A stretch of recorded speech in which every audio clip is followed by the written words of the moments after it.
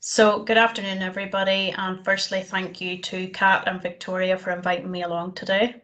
I'm Tiérna Mullen from the Causeway Coast and Glens Heritage Trust based in Northern Ireland, and today I'll be introducing you all to the Economusee Artisans at Work concept. So the Economusee, the Causeway Coast and Glens Heritage Trust has been lead facilitator of the Economusee project in Northern Ireland since 2009. And you might ask yourself, what exactly is Economusee? So Economusee is a concept that derives from Quebec. It is a tourism initiative that was founded in 1992 by the Economusee Network Society, and it involves partners from across 9 countries. And those countries are Canada, Greenland, the Faroe Islands, Iceland, ourselves in Northern Ireland, the Republic of Ireland, Haiti, Norway and Sweden. And there's currently around 110 Economusee workshops across those countries. So through the Economusee, it gives visitors the opportunity to watch the artisans at work and discover the history and cultural heritage behind the beautiful and indigenous crafts. The aims and the goals of the Economusee are as on screen. So it's to sustain traditional craft and skills, to create employment in rural areas, to offer visitors an enhanced memorable experience, increase the revenue for most of those rural businesses, and address seasonality issues in the local area, collaboration and networking opportunities, and to showcase the wealth and the quality of produce that we have in the Causeway Coast and Glens area.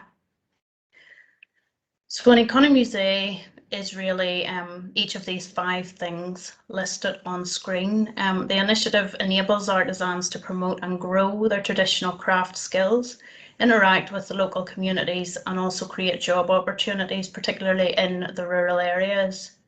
To become an Economusee, businesses must integrate fundamental components to their premises.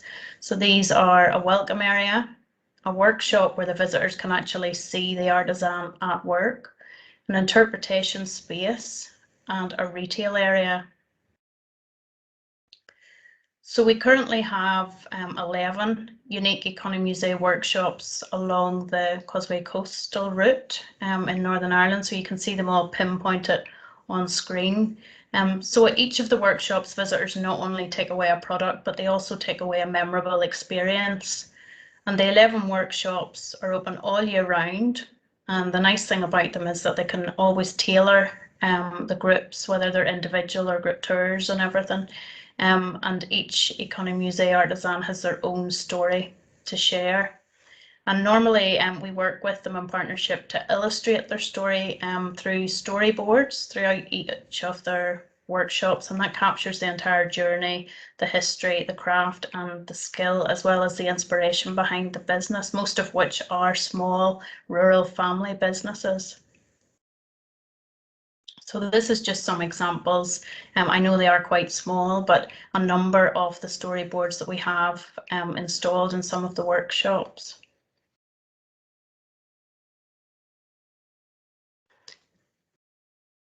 So I'm going to give you a brief overview of each of the 11 Economusee workshops that we currently have in Northern Ireland. Hopefully you won't all have fallen asleep by the time I get to number 11.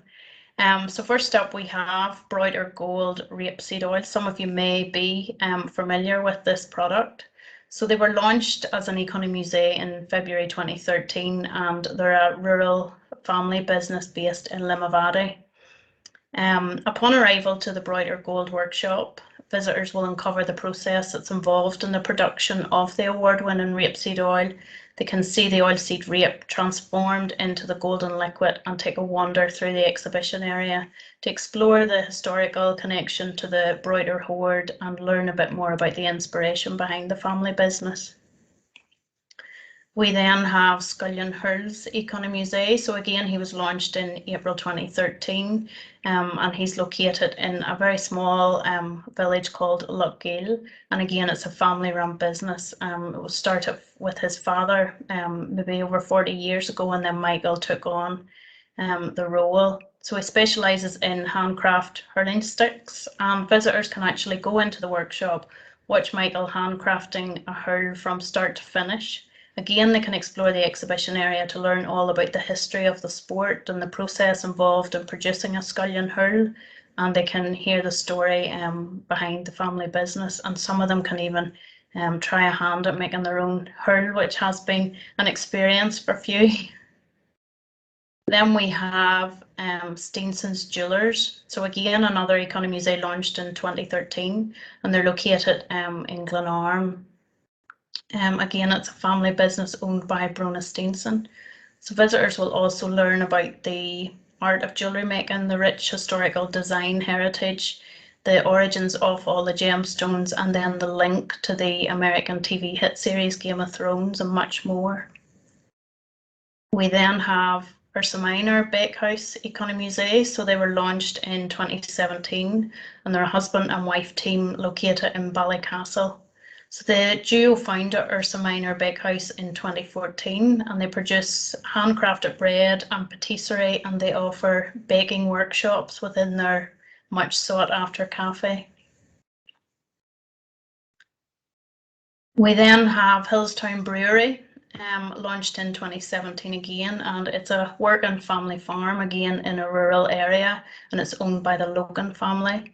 So you might think that it's be a bit unusual to have a brewery among the cattle sheds, but it's at the heart of what Hillstown Brewery is all about. So they create craft beer that pairs with food, and they have a fantastic farm shop and everything on site, and a restaurant. We then, again in 2017, launched Brockgammon Farm. Again, another rural family working farm owned by the Cole family.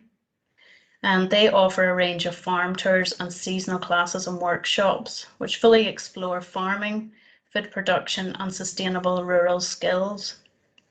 So visitors to the workshop will experience the art of butchery and the award-winning artisan products that are traditionally craft butchered on the farm.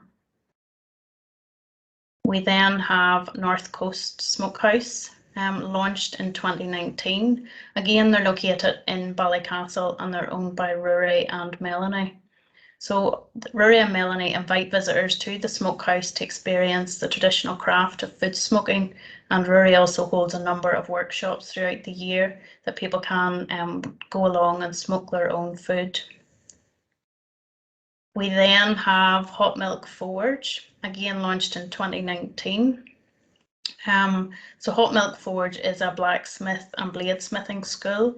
It's a feast for the senses, for the visitor's imagination will be sparked into a world of creativity. So when visitors first walk into the forge, they first feel the heat from the fires, the smell of the hot iron, they'll hear the hammering of the steel, and they can see and touch the beautiful hand-forged and twisted metal sculptures.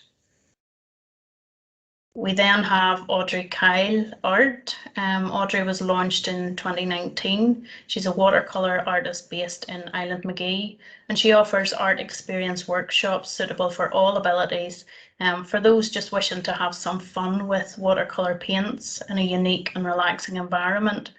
So Audrey, she loves the local folklore, and she lives at the top of a cliff where there's caves, fairy trees, and sightings of sea monsters and mermaids. So she brings all that into her work, and the overall experience is fantastic when she starts telling stories. So she puts this, all these elements of magic into her visitor experience. We then have the Creamery Can Economusee, and they were launched just in December 2019, so it's been a bit unfortunate that they didn't get into the full swing of things before the pandemic hit, but they're owned by Hugh and Alison Reid again. It's a family working farm. They produce their own ice cream and sorbets, so visitors will have the opportunity to see the ice cream production area and learn how the ice cream and the sorbets are made, as well as finding a bit more out about the inspiration behind the business. And they'll also have the opportunity to make some of their own ice cream and sample afterwards. And finally, we have Gobbin's Crafts Economusee. We launched this just in May. It was our first virtual launch due to COVID. So it was a challenge in itself, but we had a successful event and everything went really well. So Heather is a jeweller, and she's located in Island Magee, and she's actually not far from one of the other Economusees, Audrey Kyle Art, so it works very well. She offers a range of jewellery making classes for all abilities.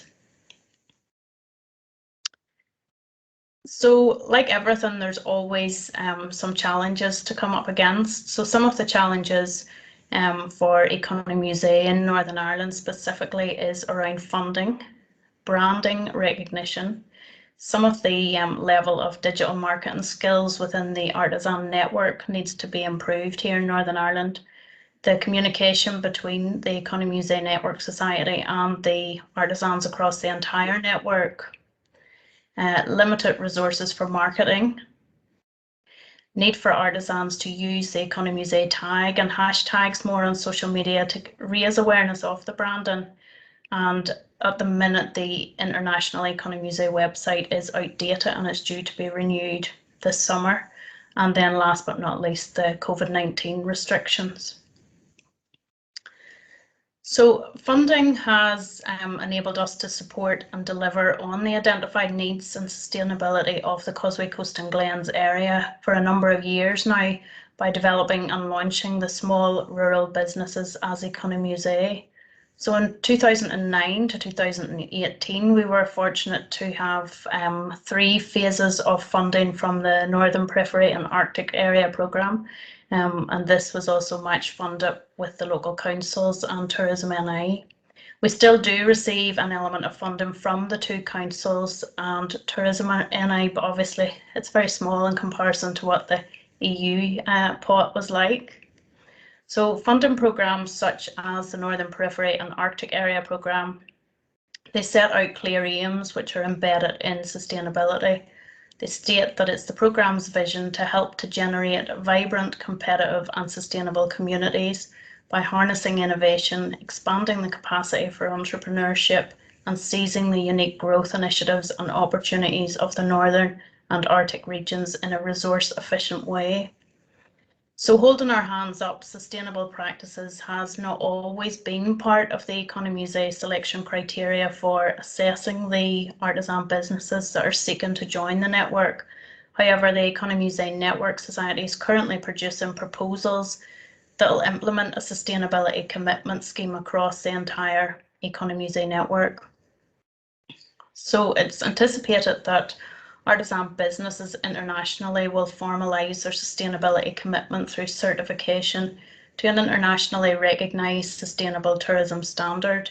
The Economusee Network Society recently signed a letter of intention with the Global Sustainable Tourism Council, and research is ongoing to identify how Economusee can contribute to the United Nations Sustainable Development Goals.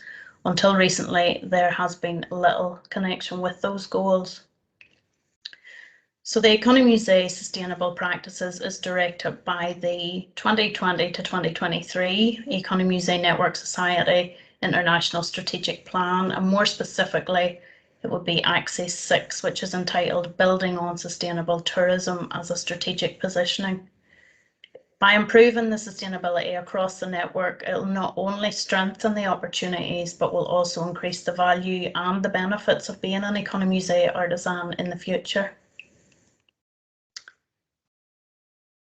So, as I said, Economusee boosts and supports the sustainability practices that a number of the artisans currently implement already.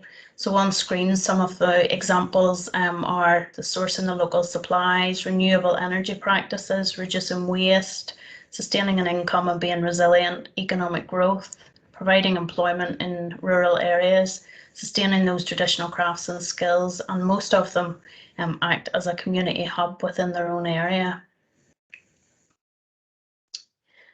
So the next stage for the Economusee is the launch of the updated Economusee website, more focus on sustainable tourism as a strategic positioning, again further development of the Economusee network in Northern Ireland, the introduction of new membership categories, the continued support of existing Economusee, the training and upskilling of each of the artisans, and the organisation of the 3rd International Economusee Conference that was due to be held here in Northern Ireland last October, but we are making plans for that to happen yet.